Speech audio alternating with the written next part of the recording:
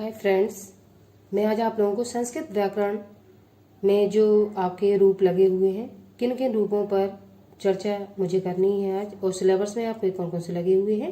मैंने सिलेबस इसके पहले आप लोगों को वीडियो में अपलोड कर दिया है, तो सिलेबस के अकॉर्डिंग मैं आज आप लोगों को 2 रूपों पर चर्चा करूंगी। इसके पहले मैं आप लोगों को कौन कौन से रूप आपको पढ़ने हैं उसके ऊपर प्रकाश डालूंगी। पहला आपको ये जो आपके संस्कृत व्याकरण है और ये रूप जो आपके आते हैं LT, GIC, TGT, PGT, ये आदि जो आपकी परीक्षाएं हैं और भी इन परीक्षाओं में ये पूछे जाते हैं। तो संज्ञा रूप में आपको पिता, गुरु, राम, जगत, हरि, बालक, मति, शरित, आत्मा, आगे अस्मत्, अंगला, युष्मत्, नदी, सर्वस्व और अश्मत्, इतने रूप पढ़ने हैं आपको संज्ञा रूप में। और फिर आपके धातु रूप में आपको पढ़ना है स्था, पट और भू, ये आपको धातु रूप में पढ़ने हैं। तो आज मैं आप लोगों के लिए जगत और जो सेकंड आपका है आत्मा, ये 2 रूप लेकर आई हूँ। आइए देखते हैं किस तरीके से रूपों को हम तैयार कर सकते हैं। मैं वो भी ट्रिक आप लोगों को बताऊंगी, और किस तरीके से एक रूप को तैयार करने के बाद दूसरे रूप को रिलेट करके हम उसका आंसर सटीक निकाल सकते हैं।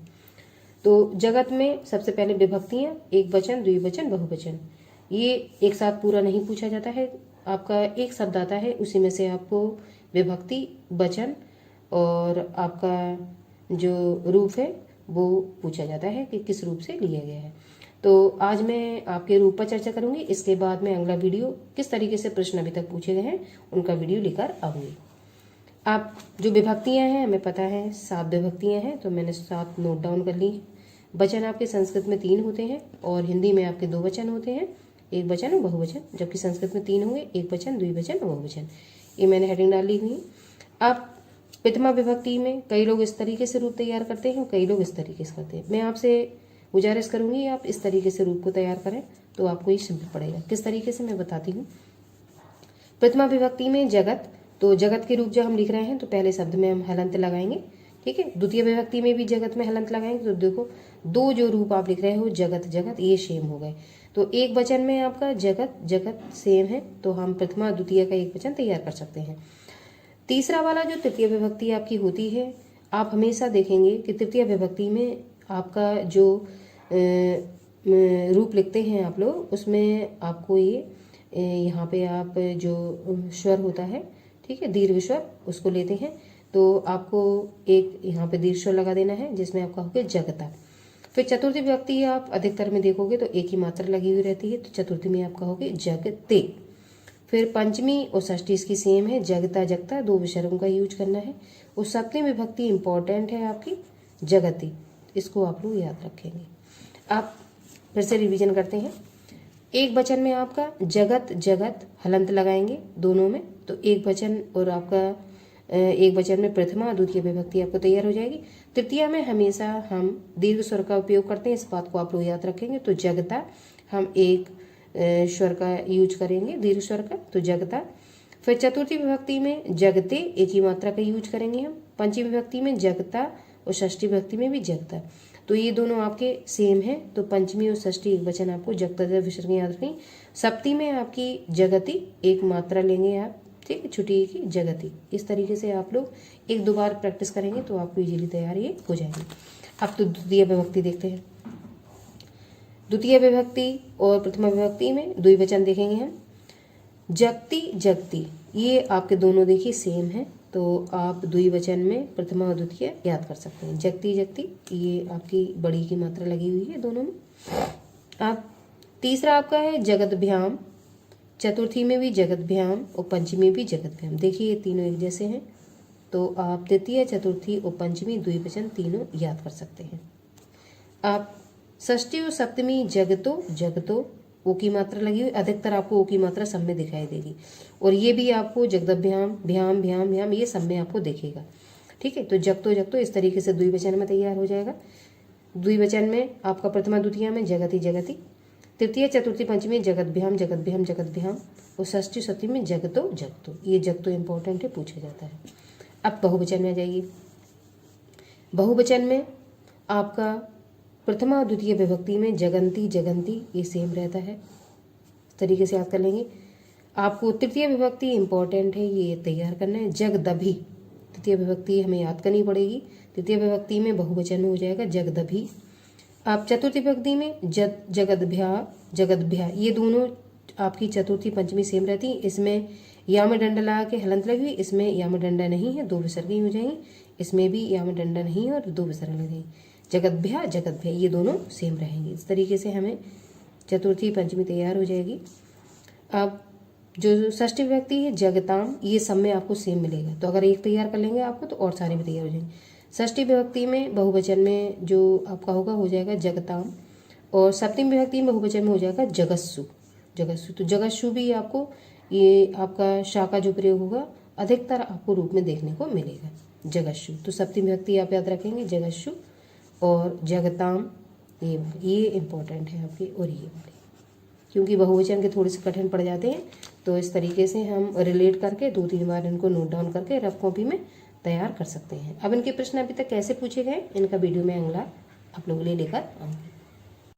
अगला आपका दूसरा जो रूप है आत्मन, आत्मा का, ये पुल्लिंग। ये विभक्तियाँ फिर से हमने 7 नोट डाउन की हुई हैं। वचन आपके 3 वचन मैंने नोट डाउन कर दिए हैं। आप आत्मा का रूप लिख रहे हैं तो पहला जो प्रथमा विभक्ति होगा आत्मा से ही शुरू करेंगे, आत्मा। फिर द्वितीय विभक्ति में आत्मानम, ये हलंत लगाएंगे माँ में। तीसरा आपका रहेगा आत्मना, जैसा कि मैंने आपको बताया था कि यहाँ पे दीर्घ स्वर का प्रयोग होता है। तो देखिए यहाँ पे भी दीर्घ स्वर का प्रयोग हुआ है, जैसे उसमें जगता था, इसमें आत्मना है।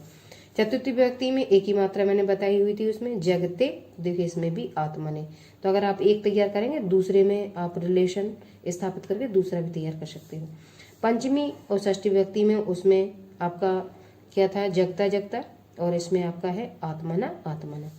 और सप्तमी में आत्मनि, उसमें क्या था, जगति।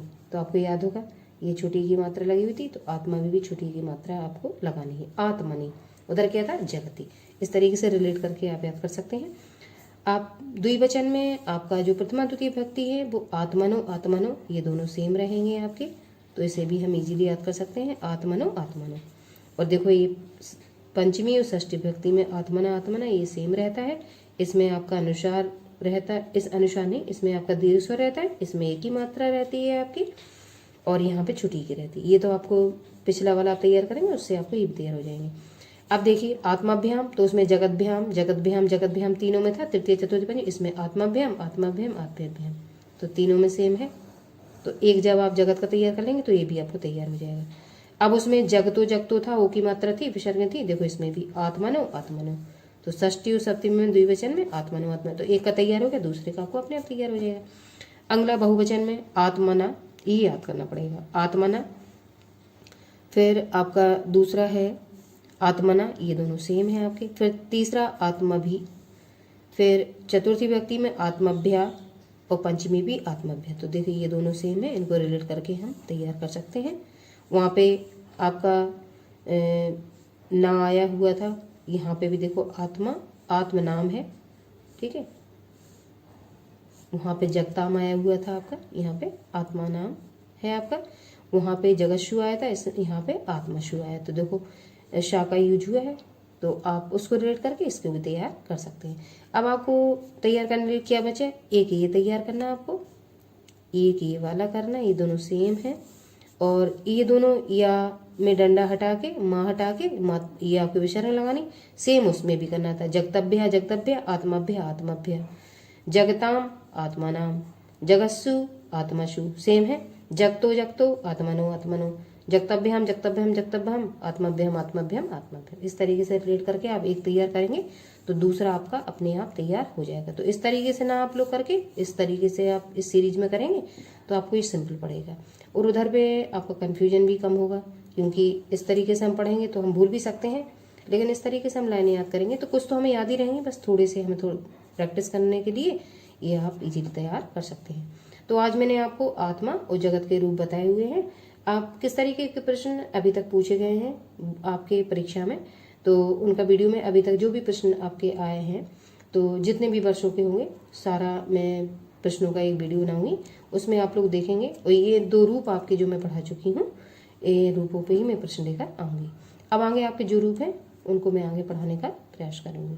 आई होप आपको वीडियो पसंद आएगा, तो आप लाइक करिए वीडियो को, सब्सक्राइब भी करिए। मैं रेगुलरिटी से ये मैटर जो आपका तैयारी का है वो डालती रहूँगी, क्योंकि आपके चुनाव के जस्ट बाद आप लोगों के एग्जाम होने की संभावना है। आइए संज्ञा रूप में मति के हम रूप किस तरीके से याद करेंगे उनको देखते हैं।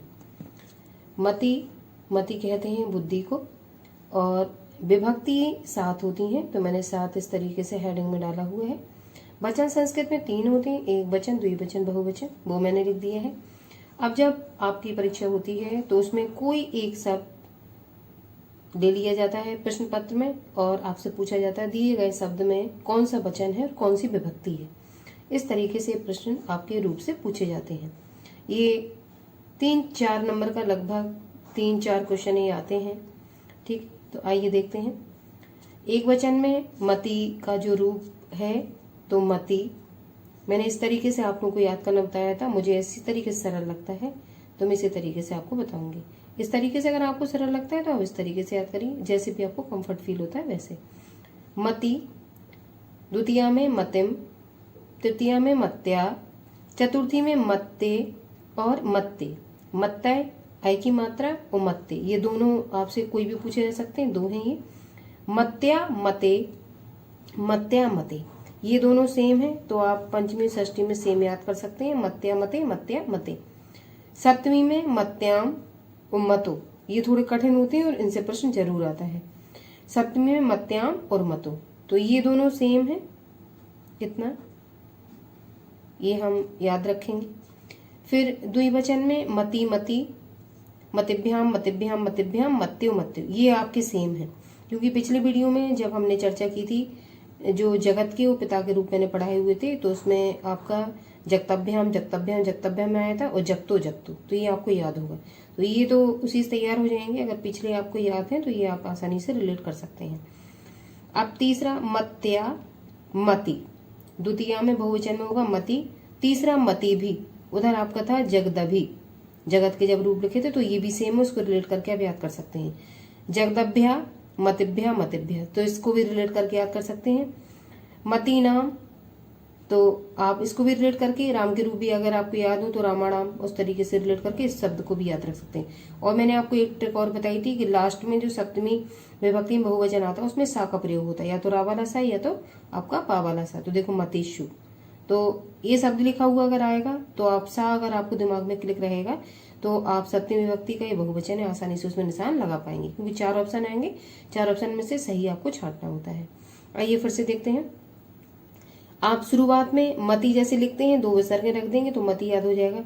फिर दूसरे में मैंने आपको सरितम, इस तरीके से जब हमने सरता के रूप याद किए थे या जगत की याद करेंगे तो माँ में हलंत लगा के ही हमने याद किया था। और तृतीय विभक्ति में हमने ये आपका जो दीर्घ स्वर था वो लगाया हुआ था, जगता, तो आपको याद होगा, तो उस तरीके से को भी याद। बस ये 3 आपको तैयार करने, क्योंकि कंफ्यूजन वाले हैं। 3 क्या बल्कि 4, ये 2 एक जैसे हैं, एक ही, 3 तैयार करोगे आप।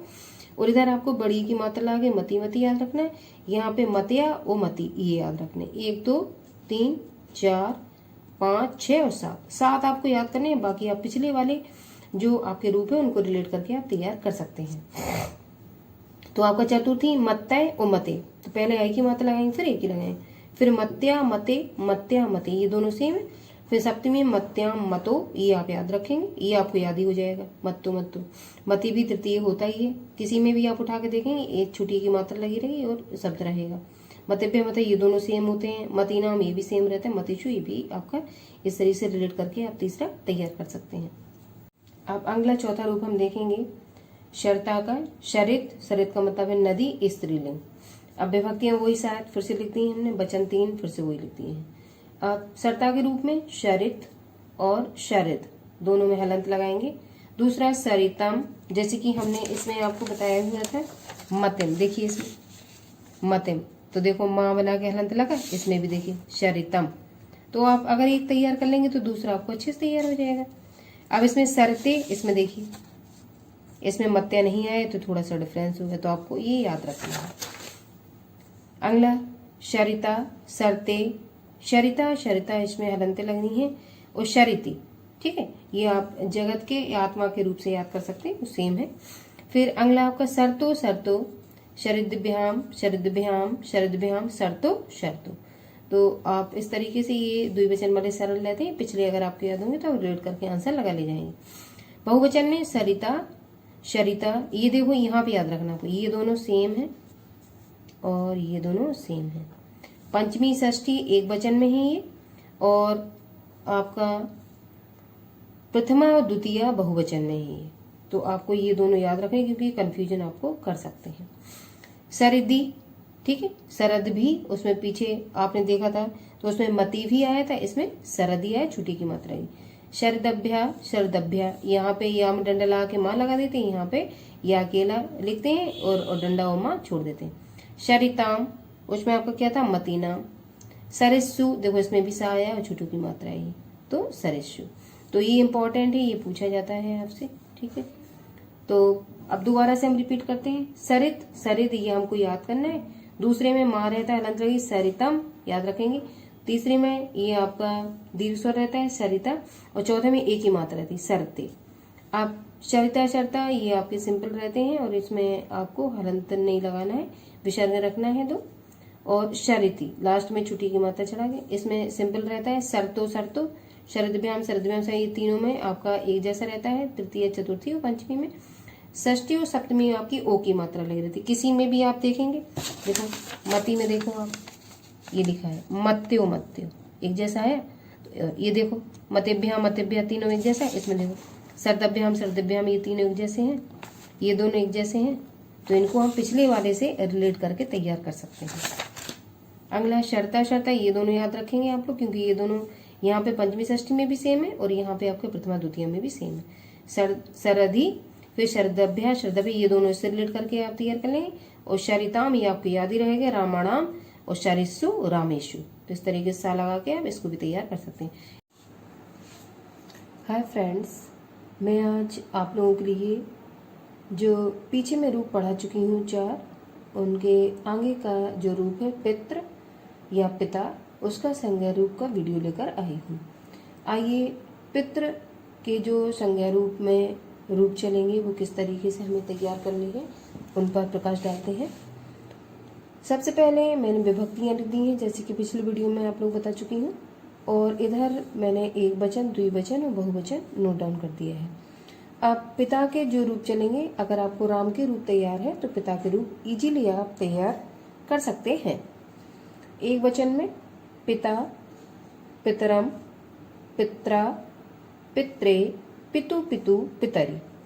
अब ये थोड़ा सा आप लोगों को नया लगेगा, पितु, पितु, ये वाला।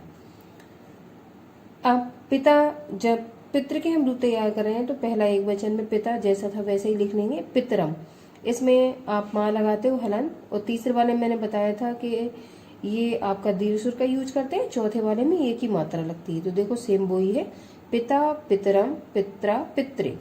चतुर्थी विभक्ति इंपॉर्टेंट है, ये पूछी जाती है आप लोगों से।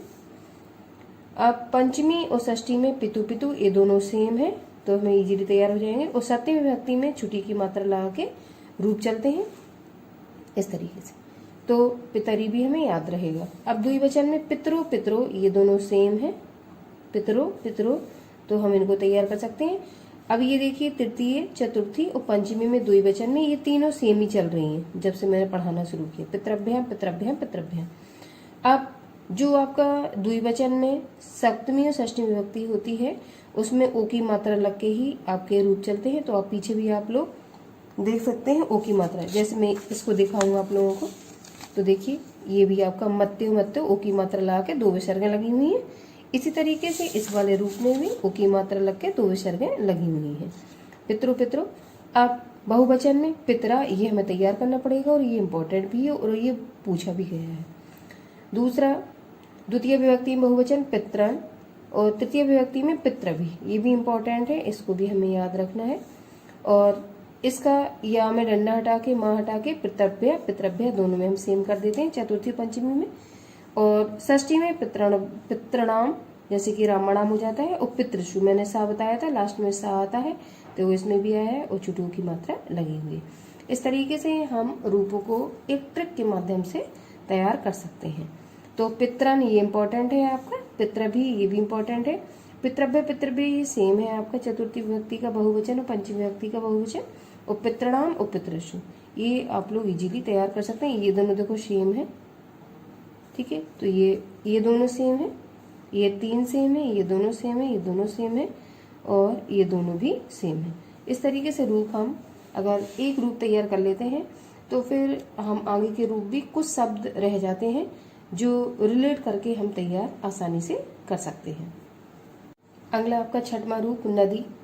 पहले इसके पहले मैं सरता पे भी बता चलूँ। सरता का मतलब ही नदी होता है, या इसका भी नदी, लेकिन रूप आपके दोनों में अलग अलग चलेंगे। सरता के अलग तरीके से और नदी के अलग तरीके से। विभक्ति मैंने लिख ली है, वचन यहाँ ऊपर लिख दिए हैं। अब जैसे नदी लिखा हुआ वैसे नदी में एक वचन में प्रथमा विभक्ति शुरू होगी। नदी माँ लगा हुआ हलंत। तृतीया में ये देखो ये आपका दीर्घ स्वर लगा हुआ है। अब यहाँ चेंज हो गया। अभी तक हमने जो पढ़ा उसमें एक ही मात्रा लगी हुई थी सब जगह, लेकिन इसमें आपकी 2 मात्राएं आ जाएंगी। नद्धा है। अब पंचमी और षष्ठी सेम रहेंगी, नद्धा नद्धा, और सप्तमी भी आपको याद करना पड़ेगा। अब इसमें छुट्टी की मात्रा नहीं आएगी, नद्धाम, तो थोड़ा सा ये आपका चेंज रहेगा, नद्धाम। अब तो पहला नदी नदीम, नद्धा नद्धा, नद्धा नद्धा नद्धाम, ठीक है, ये आपको याद करना पड़ेगा। अब नद्धो नद्धो ये दोनों सेम है। नदीभ्याम नदीभ्याम नदीभ्याम ये तीनों सेम है, और नद्धो नद्धो की मात्रा लगा के ये दोनों सेम है। तो ये द्विवचन के तो हमें इजीली याद हो जाएंगे क्योंकि हमने पिछले वीडियो में इनको देखा हुआ है। बहुवचन में आपका पहला नद्धा, दूसरा द्वितीय विभक्ति में नदी, तीसरा नदी भी। तो नदी भी आप तैयार कर सकते हैं क्योंकि मती के रूप तैयार कर रहे होंगे, तो मती भी। फिर नदीभ्या नदीभ्या ये दोनों सेम है, ये भी आप तैयार कर सकते हो। नदी नाम रामाणाम, तो ये भी आपको याद रहेगा, और नदीशु शाया ये भी आप पकड़ लोगे शब्द को देखकर। तो इम्पोर्टेंट आपका ये वाला रहेगा, इसको हमें तैयार करना है। और नदी ये भी पूछ सकते हैं, बिना विसर्ग का आ सकता है और विसर्ग लगा के भी आपका आ सकता है। अब यहाँ पे नद्धा ये इम्पोर्टेंट हो गया, और नद्ध है कंफ्यूज करने के लिए ये भी आपसे पूछ सकते हैं। नद्धाम ये इम्पोर्टेंट, जो अलग से है बस आपको वो तैयार करने। इस वाले पोर्शन से आपको एक भी तैयार नहीं करना क्योंकि पिछले से हम रिलेट करके इनको तैयार कर सकते हैं। और इसमें आपका माँ है तो पिछले भी आपने देखे हुए हैं, तो माँ में हलंत लगा के बना हुआ है, और इसमें आपका दीर्घ स्वर लगा के बना हुआ है, तो ये तैयार आपको हो जाएगा। नदी जैसे लिखते हैं उससे स्टार्टिंग करें, ये भी तैयार हो जाएगा हमें। अब बस तैयार करने के लिए हमें नद्धा ये देखना पड़ेगा। नदी में शुरुआत में विसर्ग नहीं लगी है, लेकिन बहुवचन में विसर्ग लगी हुई है। नदी भी और मती भी ये सेम, ये भी तैयार हो जाए। नदिभ्या नदिभ्या या में डंडा हटा के माँ हटा के इनको इस तरीके से लिखते हैं, मतिभ्या मतिभ्या करके, तो ये भी हमें तैयार हो जाता है। नदी नाम रावणाम ये भी सेम है, नदीसु सा बना के ये भी सेम है।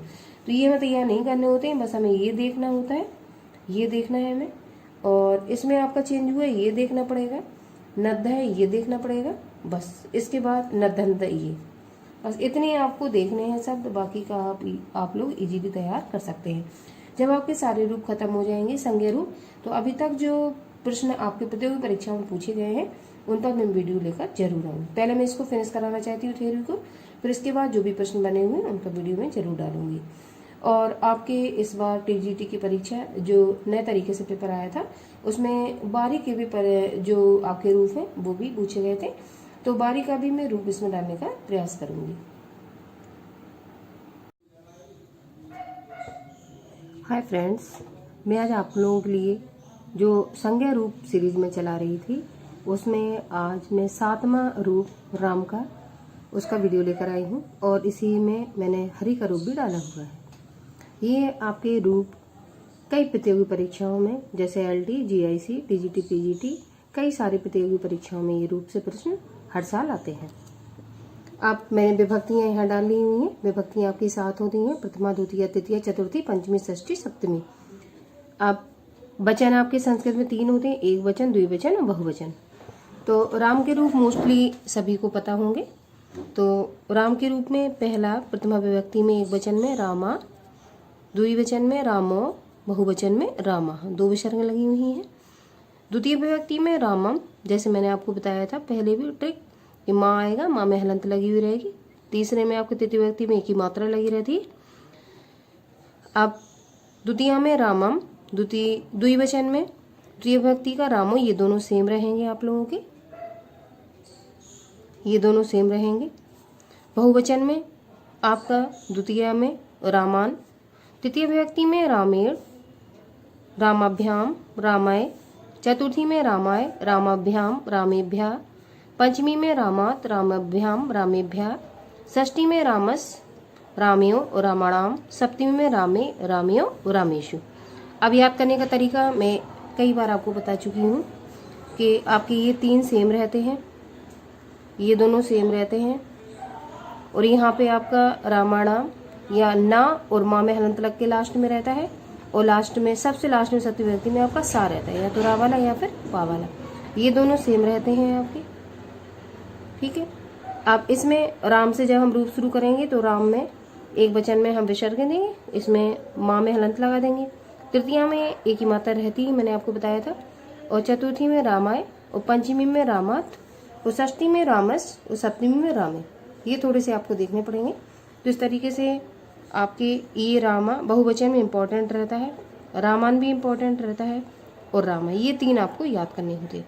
बाकी किताब पिछले वीडियो से जो रूप मैंने पढ़ाए हुए हैं उनको देख के इसमें आसानी से ऑप्शन आता है, ऑप्शन में ओनली टिक लगाना होता है, आपको पूरा नहीं लिखना होता है। तो आसानी से अगर आप 1-2 बार 2-3 रूप आप तैयार कर लेंगे तो कई सारे आप मन से भी आंसर लगा सकते हैं उसी नॉलेज के आधार पर।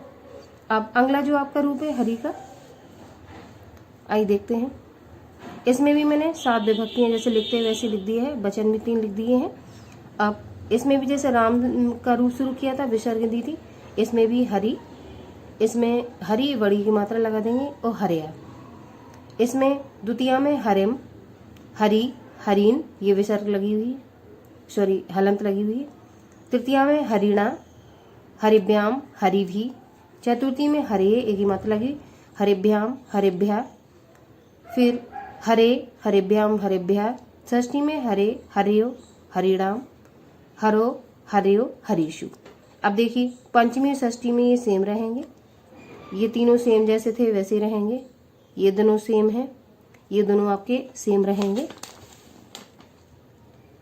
और हरियो, हरियो ओ की मात्रा ये भी देखो सेम ही रहेगा। हरि भी ये मैं आपको बता चुकी हूँ, ये भी आप याद कर सकते हैं हरि भी। और हरिभ्य, हरिभ्य सेम रहेगा। हरिनाम रामाणाम से याद कर सकते हैं, रामेशु, हरीशु से आप याद कर सकते हैं। तो आपको कौन से याद करना है, हरिया याद रखना, हरि ने याद रखना है आपको। और यहाँ पे हरिम आप तैयार कर सकते हैं, पिछली वीडियो में बता चुकी हरि, ये भी आपको चतुर्थी में याद रहेगा, एक ही मात्रा लगानी है। अब लास्ट वाला हरो, ये आपको 2 मात्रा वाला, ये इंपॉर्टेंट है, ये आपको तैयार करना है। तो एक ये तैयार करना है और आपको 2 ये तैयार करने हैं। बाकी के आप लोग राम के रूप के आधार पर हरि के रूप भी इजीली तैयार कर सकते हैं। अगला रूप आपका है गुरु। गुरु में भी हमने उसी तरीके से विभक्तियां लिख ली, प्रथमा, द्वितीय, तृतीय, चतुर्थी, पंचमी, षष्ठी, सप्तमी। वचन भी वैसे ही लिख लिए हैं जैसे अभी तक मैंने लिखे हुए हैं। संस्कृत में 3 वचन होते हैं। अब प्रथमा में गुरु, गुरु में विसर्ग देंगे। द्विवचन में गुरु, दीर्घ स्वर का यूज करेंगे। बहुवचन में गुरुवा। द्वितीया में गुरुम, द्विवचन में गुरु सेम वही रहेगा, और बहुवचन में गुरुम। तृतीय विभक्ति में गुरुणा, गुरुभ्याम, गुरभि। चतुर्थी में गुरवे, गुरभ्याम, गुरभ्या। पंचमी में गुरु, गुरभ्याम, गुरभ्या। षष्ठी में गुरु, गुरुवो, गुरुणाम, और सप्तमी में गौरव, गुरुवो, गुरुषु। अब इसमें अलग क्या है, गुरु में जब हम लिखना शुरू करेंगे प्रथम विभक्ति में तो 2 विसर्गें देंगे, और गुरुम माँ में हलंत लगा के, पिछले में भी ये ट्रिक थी। और तृतीय विभक्ति में हम दीर्घ स्वर का यूज करते हैं तो वैसा ही है। चतुर्थी में हम एक ही मात्रा लेते हैं तो वैसे ही है। पंचमी और षष्ठी में गुरु, गुरु में 2 विसर्गें देंगे, और सप्तमी में गुरव, ये 2 मात्राएं हम ले लेंगे और ये विसर्गें हटा देंगे। तो ये आपका इंपॉर्टेंट है, ये तैयार करना है आपको। गुरु, गुरु दोनों में दीर्घ स्वर है तो ये आपके सेम है। गुरुभ्याम, गुरुभ्याम ये भी आपको पिछले वीडियो से याद रहेगा। और गुरुवो, गुरुवो की मात्रा है तो ये भी आपको याद रहेगा।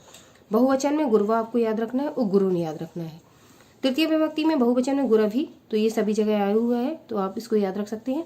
इसमें या हटा के, उमा हलंत हटा के गुरभ्या, गुरभ्या, ये दोनों में सेम चला है अभी तक जितने भी मैंने आपके रूप देखे हैं।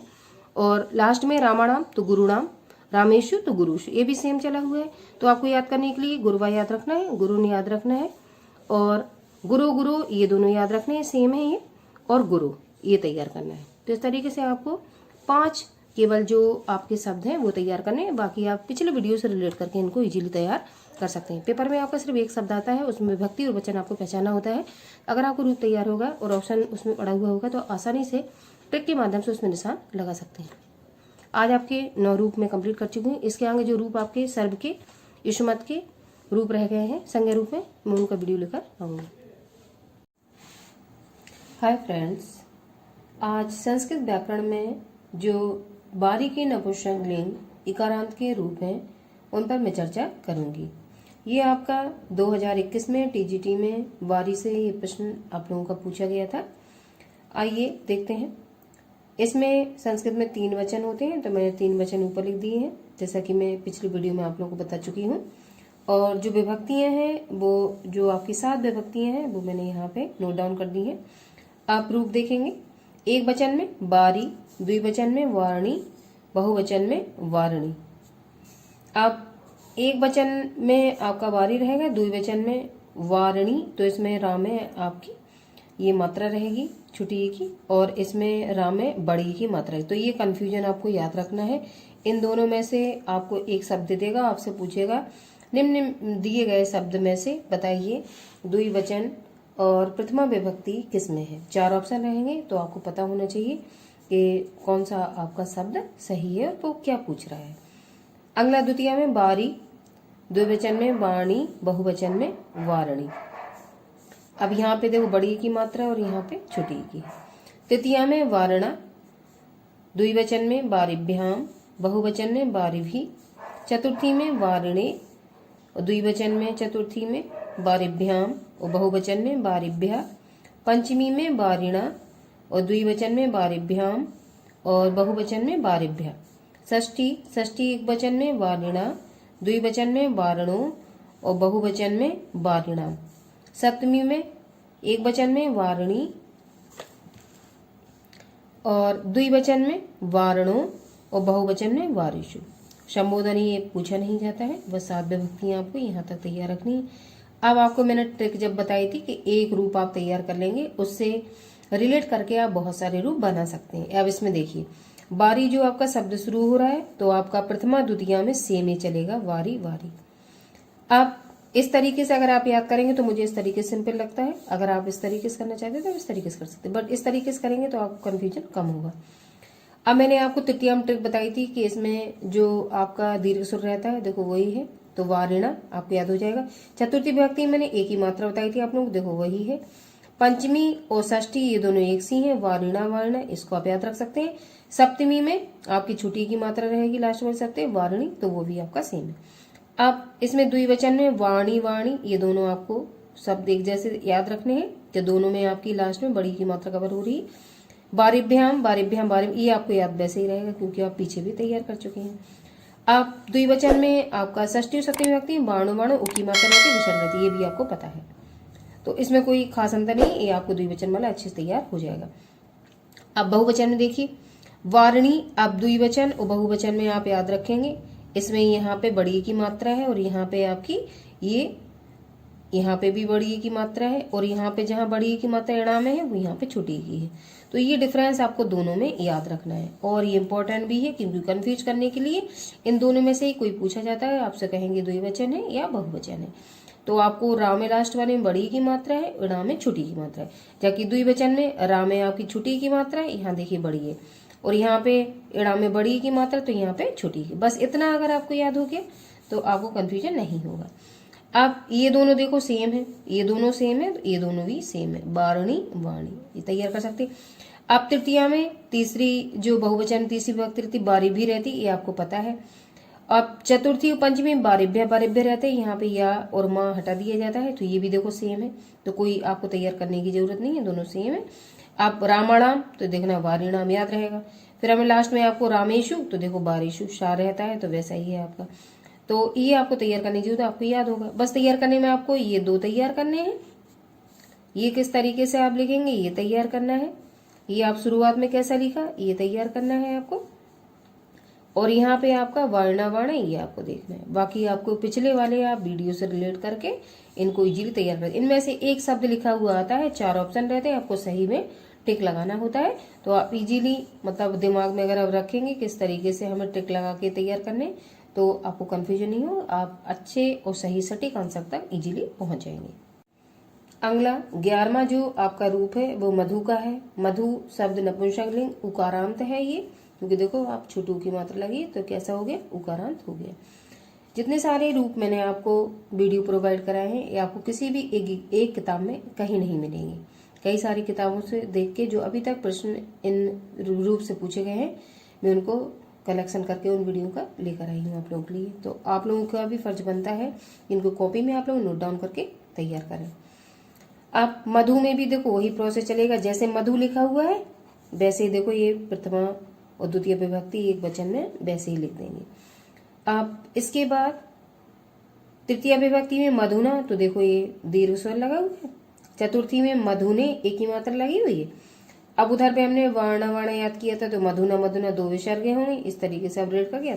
सप्तमी विभक्ति में छुट्टी की मात्रा रहती, कहीं पे भी आवश्यकता देखेंगे छुट्टी की मात्रा आपको मिलेगी।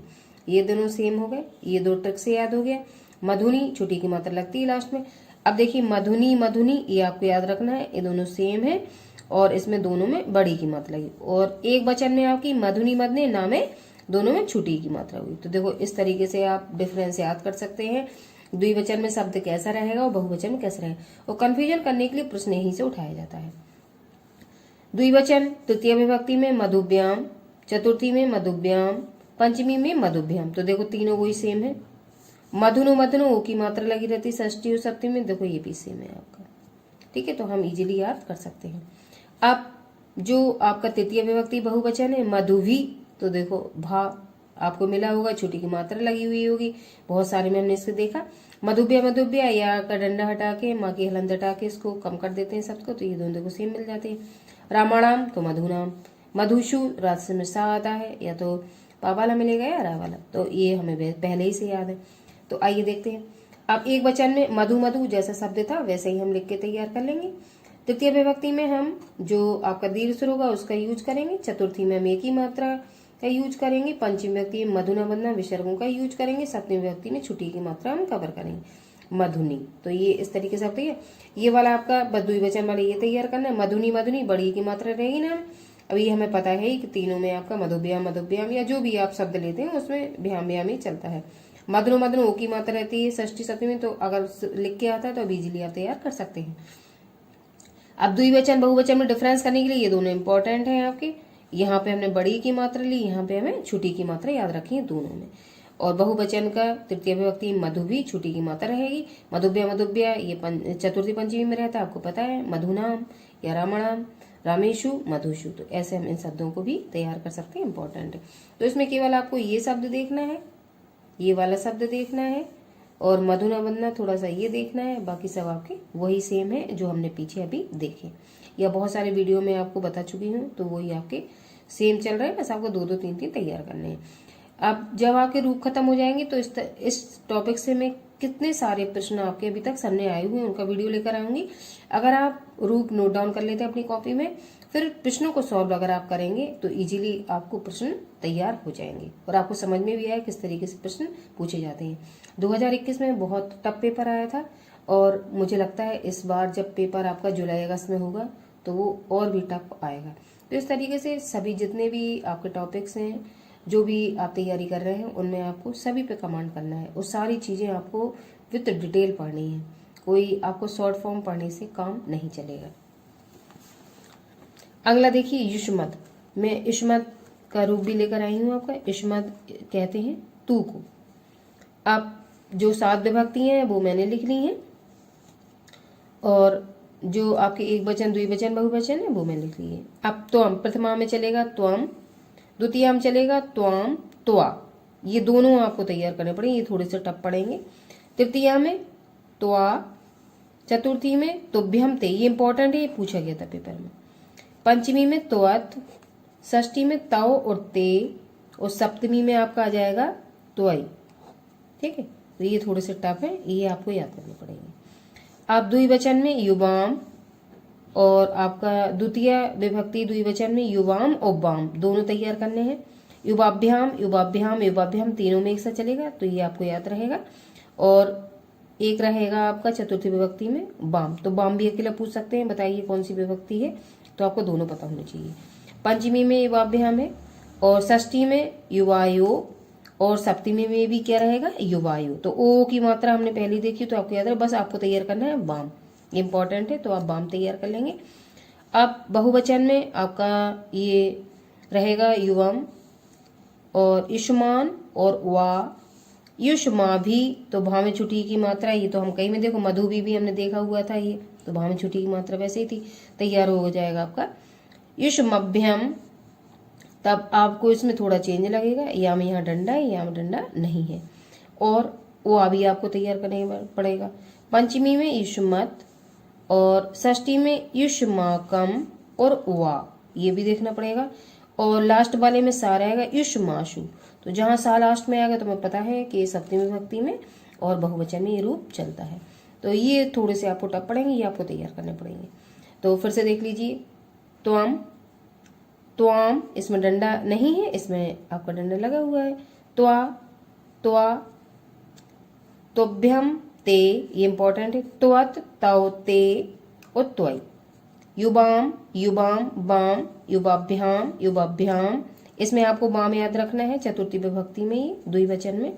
युबाभ्याम, उवायो, युवायो, और षष्ठी विभक्ति में द्विवचन में बाम भी रहेगा आपके साथ। तो दो जगह आपका बाम रहेगा अगर आपसे पूछा जाएगा, तो विभक्तियां आपको याद होनी चाहिए, चतुर्थी में भी आता है और षष्ठी में भी आता है। तो प्रश्न दोनों तरीके से पूछा जा सकता है, कई सारे ऑप्शन भी इसमें हो सकते हैं। यूएम, ये आप देखेंगे, युष्मान हुआ, ये इंपॉर्टेंट है आपका। युष्मा भी, ये आप पकड़ लेंगे पिछले वाले से।